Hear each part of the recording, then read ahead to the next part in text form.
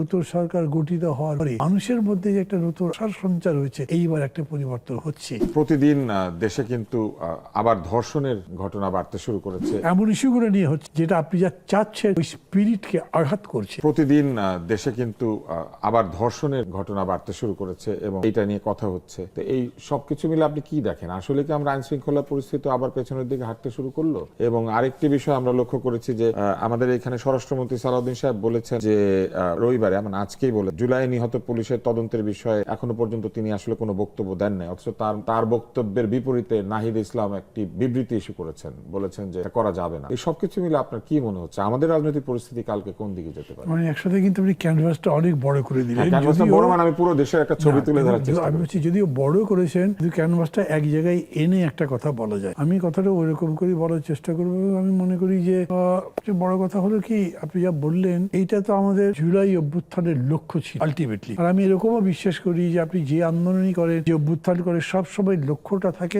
আরো সুন্দর জীবনের জন্য। সেটা সমাজ জীবন, রাষ্ট্রিক জীবন, আমাদের সবার ধারণা ছিল যে উন্নতি হবে, ব্যক্তি পারিবারিক জীবন, সবকিছুতে গুণগত রূপান্তর হবে এবং এটার জন্য একটা সমাজ চেতনা গড়ে তুলতে আসতে হয়। অভ্যুত্থানের সময় এটা হয়েছিল, গ্র্যাজুয়ালি এটা কিন্তু কমতে শুরু করেছিল। আমি বলছি এখন আমার এরকম বোধ হচ্ছে, এটা শুনলে অনেকে হয়তো কষ্ট পাবেন, কিন্তু আমার কথা ভুল হলে তো ভুল, আপনাদের কষ্ট পাওয়ার কিছু নেই, কিন্তু ঠিক পরে রেকটিফাই করা উচিত। সেটা হচ্ছে যে এই নির্বাচনের পরে, তারপরে নতুন সরকার গঠিত হওয়ার পরে মানুষের মধ্যে যে একটা নতুন আশার সঞ্চার হয়েছে, এইবার একটা পরিবর্তন হচ্ছে। এটা হওয়া উচিত ছিল। অর্থাৎ এত লড়াই করবার পরে ভোটের মাধ্যমে একটা গণতান্ত্রিক সরকার পেলাম। এই সরকার একটা গণতান্ত্রিক বাংলাদেশ, একটা মানবিক বাংলাদেশ, কল্যাণের বাংলাদেশ, আমি কল্যাণ রাষ্ট্র বলি, এরকম করবে। তাতে আপনি যতগুলো জিনিস চাইছেন একটা কাভার হতো, কিন্তু এটা হচ্ছে না। দেখেন ওই যে সেদিন বেরো না, রূপগঞ্জের একটা কারখানার গিয়ে চাঁদা চাওয়া হয়েছিল, তারপরে সেখানে গিয়ে হামলা ভাঙচুর লুটপাট, গিয়ে ওসির কাছে মামলা দিতে গেছে। সে বলেছে সারা বিএনপির প্রেসিডেন্টের নাম দেওয়া যাবে। উনি তাই নামটা বাঁচে, পেপারে পড়েছেন নিশ্চয়ই। এইটা আমি মনে করি কি প্রায় বাংলাদেশের সমস্ত থানার চেহারা একই রকম, চরিত্র একই রকম হয়েছে। পুলিশের মেজর এমন কোনো চেঞ্জটা হয়নি। এইখানে গণচেতনার বিষয়টা ছিল। এবং এরকম সময় একটা হয়, গভর্নমেন্ট যদি ভুল করে, এখন পর্যন্ত গভর্নমেন্টের অ্যাটিটিউড নেগেটিভ না, তারা পজিটিভ কথা বলতে চেষ্টা করছে।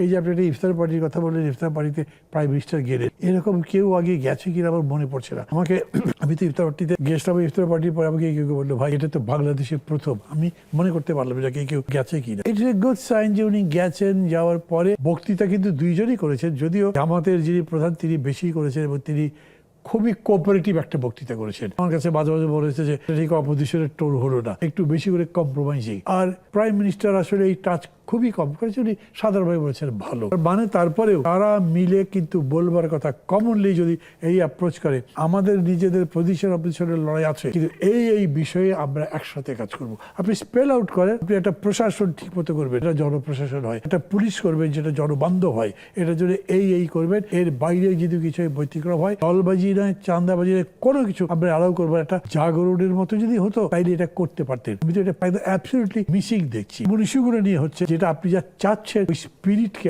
আঘাত করছে। আমি বুঝেও যেন বুঝছি না এবং সেটা রিপ্লাই দেওয়ার চেষ্টা করছি না। এটা একটা অশনি সংকেত আমি মনে করি। এখন তো মানে কেবল শুরু করলাম, এত কড়া করে বলবার হয়তো দরকার নেই, কিন্তু এখন সজাগ হতে হবে, সেটা খুব তীক্ষ্ণভাবেই বলা দরকার।